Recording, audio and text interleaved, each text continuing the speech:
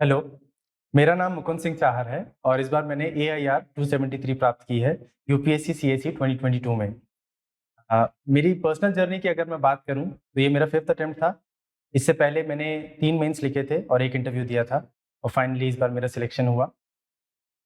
अगर मैं अपने बिलीव्स की बात करूं तो मेरा एक बड़ा-सा पोस्टर हुआ करता था बिलीव नाम से, अ, जो मैं अपने हमेशा स्टडी टेबल के आगे चिपका के रखता था।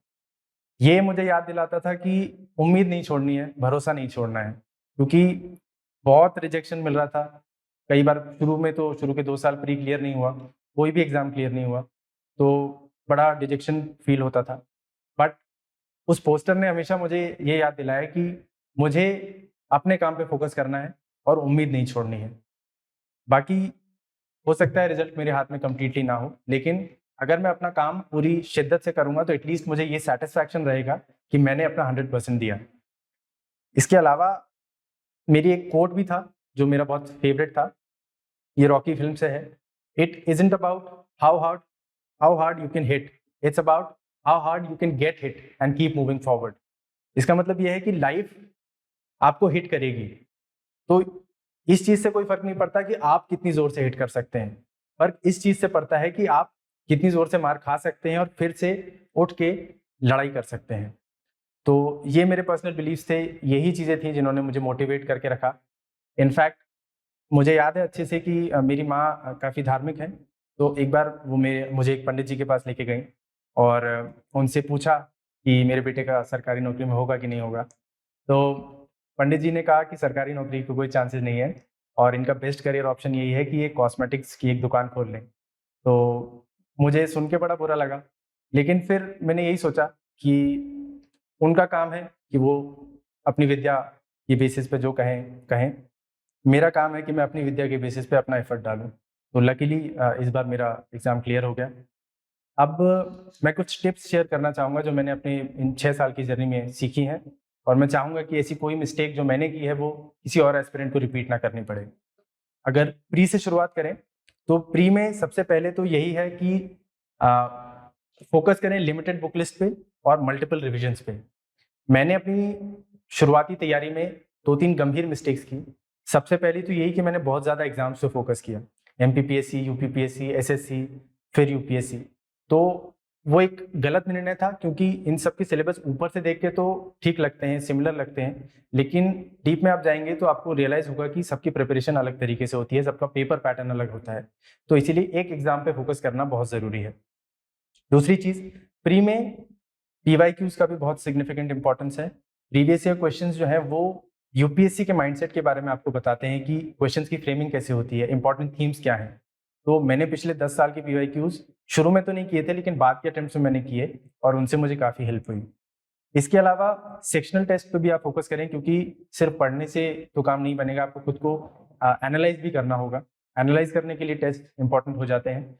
हर सब्जेक्ट का बेसिकली 2-3 टेस्ट आप मिनिमम दें और एक असेसमेंट कर लें और फिर कुछ फुल लेंथ टेस्ट दें। तो वेरी कर सकता है, कोई आइडियल रेंज मैं ये नहीं कहूँगा कि ये इतने ही नंबर ऑफ टेस्ट देने हैं, बट 20 से 40 तक आपको जितना भी सफिशिएंट लगता है आप उतने टेस्ट दें, ताकि आप खुद को असेस कर पाएँ।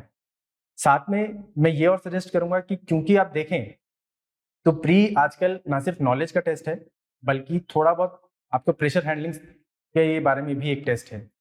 तो ऐसे में मैं सजेस्ट करूँगा कि आप डाइवर्स टाइप्स ऑफ क्वेश्चंस जो हैं वो प्रैक्टिस करें। खुद को रियल टाइम सिचुएशन में डालने की कोशिश करें, सिमुलेट करने की कोशिश करें, ताकि आप एक्चुअल एग्ज़ाम में प्रेशर बेहतर तरीके से हैंडल कर पाएँ। अब बारी आती है मेंस की। मेंस में भी पीवाईक्यूज़ की इम्पोर्टेंस उतनी ही है जितनी प्री में है। इनफैक्ट मेंस में तो कई बार क्वेश्चंस रिपीट हो जाते हैं, थीम्स रिपीट होती हैं, तो वो ऑब्वियसली एक इम्पोर्टेंट सोर्स है। पिछले 10 साल के में अगर आप मेंस के पीवाईक्यूज़ करेंगे तो बहुत हेल्पफुल होगा।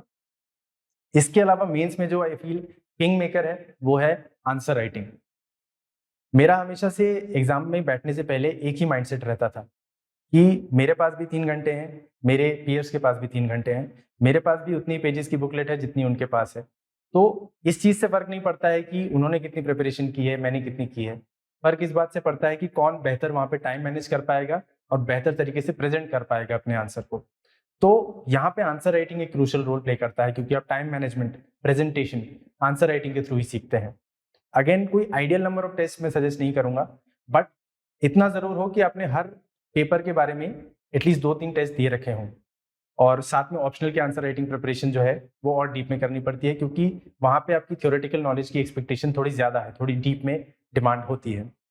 अगर ऑप्शनल पे आ ही गए हैं तो ऑप्शनल के लिए मेरा खुद का एक्सपीरियंस जो था वो ये था कि पहले मेंस में मेरे 205 नंबर थे, हिस्ट्री मेरा ऑप्शनल था एंड काफ़ी पुअर स्कोर था, मेरा मेंस क्लियर नहीं हुआ। अगली बार मुझे लकीली मेंटरशिप मिली शिव गुप्ता सर की, जो कि जीएस स्कोर में ही हिस्ट्री के मेंटर हैं, और उन्होंने काफ़ी पर्सनलाइज्ड गाइडेंस दिया, काफ़ी बताया कि आंसर की फ्रेमिंग कैसे होनी चाहिए from introduction to body to conclusion, और उनकी टिप्स ने बड़ा हेल्प किया। एंड मेंस में आई थिंक मेंटरशिप का रोल थोड़ा ज़्यादा क्रूशियल हो जाता है when compare to let's say pre. Pre में तो ये है कि काफ़ी चीज़ें रैंडम हो जाती हैं, थोड़ी आउट ऑफ कंट्रोल हो जाती हैं। तो नॉलेज के साथ-साथ थोड़ा-सा लक प्री में आई वुड से कि लगता है। बट मेंस में मेरा ये मानना है कि input and output are relatively linked. तो आप जितनी मेहनत करेंगे, जितनी आंसर राइटिंग प्रैक्टिस करेंगे, चांसेस हैं कि आपका स्कोर उतना ही इंप्रूव हो। तो उसमें मेंटरशिप ऑब्वियसली एक क्रूशियल रोल प्ले करता है, जो आपको गाइड कर दे कि आंसर लिखना कैसे है, कौन से सोर्सेज पढ़ने हैं। अब बारी करते हैं इंटरव्यू की।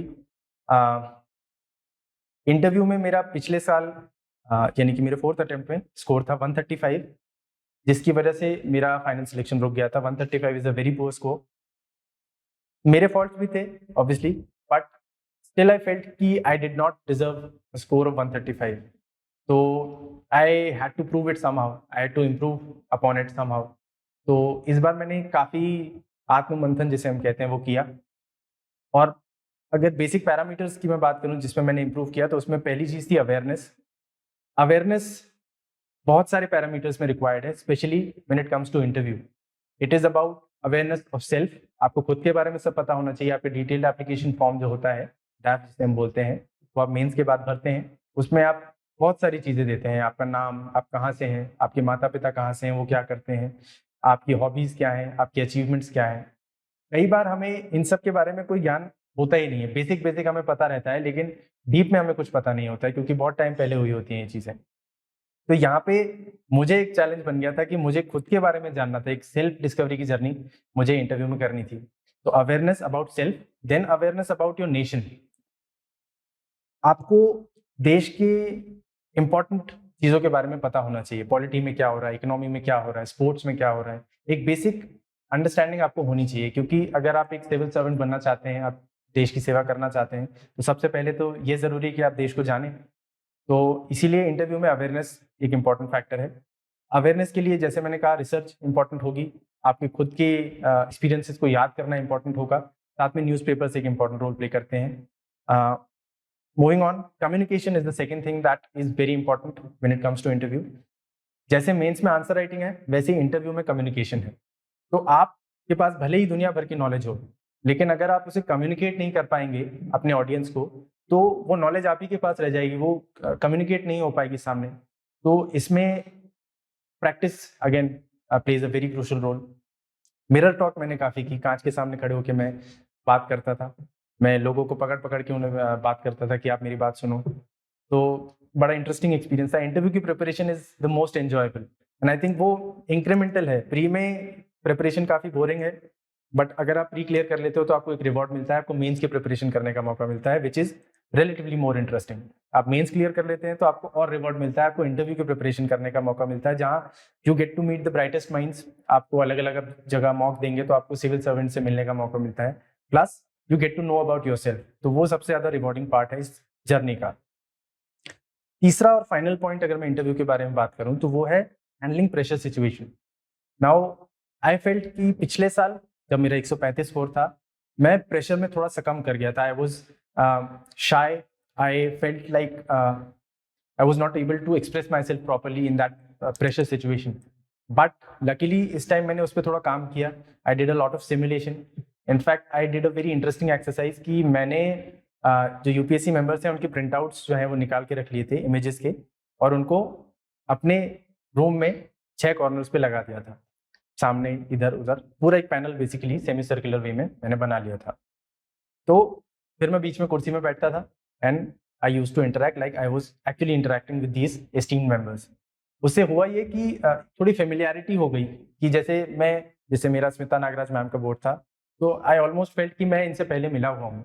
वो फेमिलियरिटी जो है it helps you avoid that shyness which you might feel when you actually first encounter that particular member. So simulation and handling pressure situations is, I would say, the final cog in the wheel of interview. बाकी I think overall मैं यही कहूँगा कि hard work plus luck are very crucial in UPSC exam. luck को भी आप deny नहीं कर सकते हैं, but इन दोनों से भी important मेरे केस में रहा है patience. I've been very patient. I've tried to keep working hard while keeping my head down. मेरा काम जो था मैं वो करने पे फोकस करता था एक persistence के साथ, and luckily I got selected this time.